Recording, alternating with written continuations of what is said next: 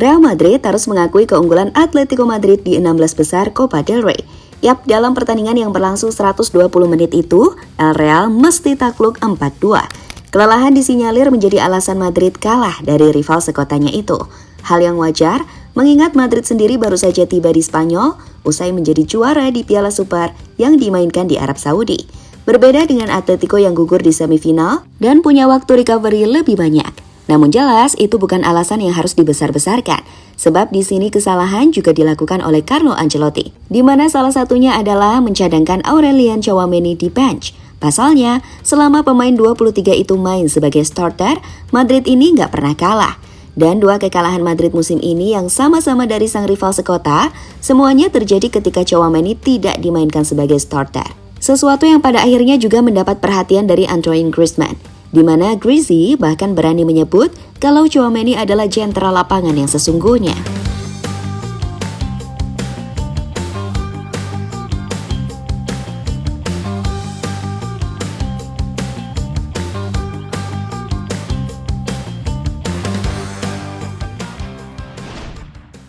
Setelah melalui 21 laga tanpa kekalahan, Real Madrid akhirnya tumbang juga.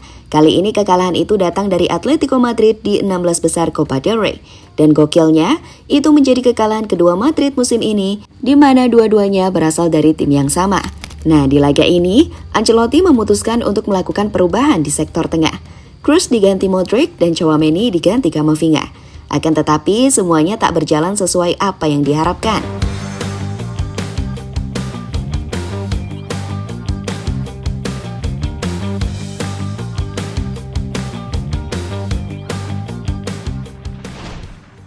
Yap, di laga yang terbilang ketat ini, Madrid harus kalah 4-2.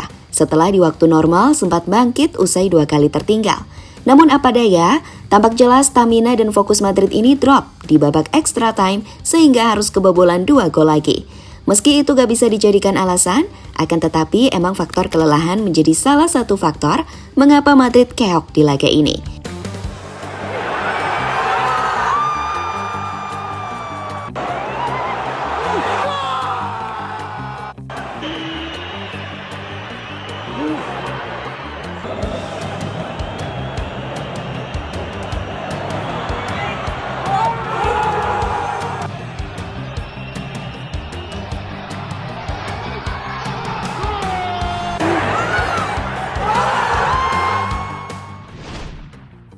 Yap, selain faktor kelelahan, Ancelotti sepertinya juga menyesali keputusannya buat tak memainkan Tchouaméni sejak menit pertama.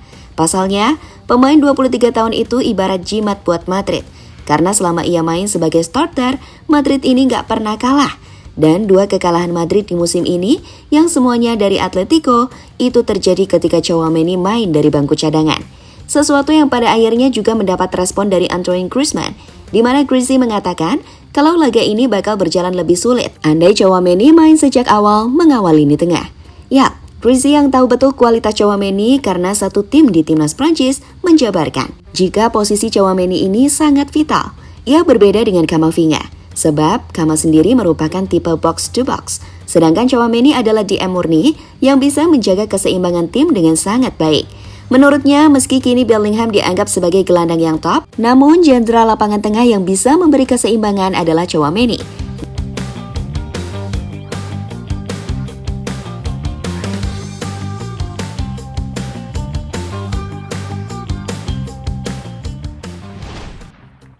Di sisi lain, menurut Cesc Fabregas yang pernah satu tim dengan pemain 23 tahun itu di Monaco, menyebut jika Tchouaméni emang pemain yang begitu spesial. Di matanya, Tchouaméni bisa bermain apik bahkan di semua posisi lini tengah, entah itu sebagai nomor 6 ataupun nomor 8. Bahkan Fabregas pun juga yakin kalau Tchouaméni dimainkan di posisi nomor 10 pun, ia juga akan bisa main bagus. Saya rasa dia bisa bermain di mana saja di lapangan tengah dan tidak akan mengalami masalah. Dia bisa bermain sebagai gelandang bertahan, pemain nomor 6 dan pemain nomor 8. Saya juga percaya dia bisa jadi pemain nomor 10 yang bagus, karena dia punya kekuatan untuk masuk ke dalam kotak penalti, ucap Fabregas dilansir dari Marca.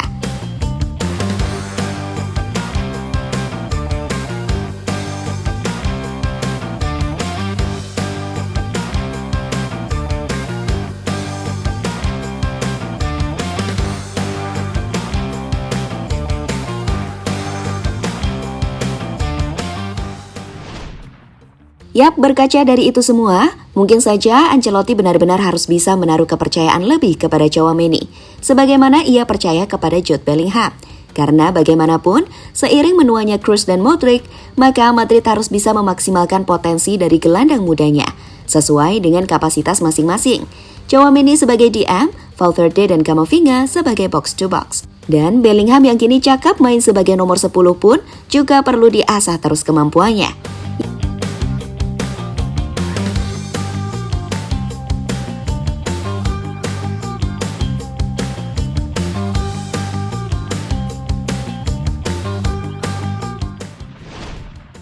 Yap, terlepas dari apapun, kekalahan ini nggak usah terlalu dibuat risau. Toh Madrid sendiri kan juga terkenal sering apes kalau main di Copa del Rey. Dan fans Madrid pun nggak usah khawatir, sebab kekalahan ini justru bisa kembali menjadi pengingat kalau segala sesuatu emang nggak ada yang sempurna. Pasti ada kalahnya, apalagi ini skuad muda. Dan diharapkan dari kekalahan itu bisa mendapat pelajaran berharga. Untuk itu sekali lagi, jangan panik dan tetap santai, karena Madrid tetaplah Real Madrid, oke?